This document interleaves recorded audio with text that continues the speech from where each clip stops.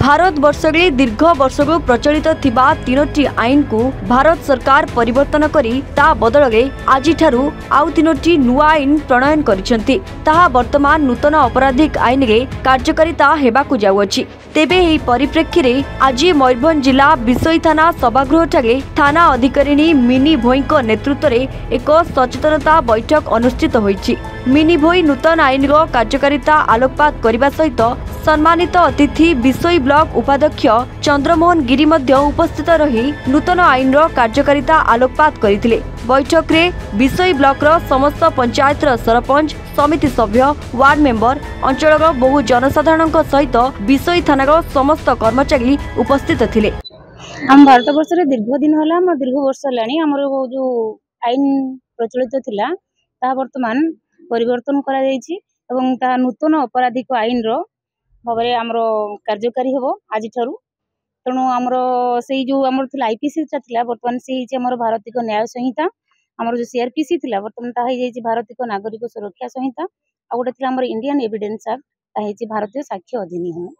एई सब 3टी जो दबाव लोक मानक पाइका व्यवहार करा जायछि ना या परिवर्तन करबा पई बहुत दिन ठारू लोक माने स्वर उत्तोलन करथिले जेहेतु या द्वारा लोक मानकर मध्ये किछि जो थे रही जाइथिला असुविधा होतिला से माने ठीक से बुझी पार नथिले आईन रो विभिन्न खंदा माध्यम रे से माने हुए तो जो दोषीटा से माने दोष करि नथिले तो सेतिरे माने मध्ये से माने बिना साक्ष्य प्रमाण रे तांको विरुद्ध रे जदी होतिला से माने दंडित होतिले।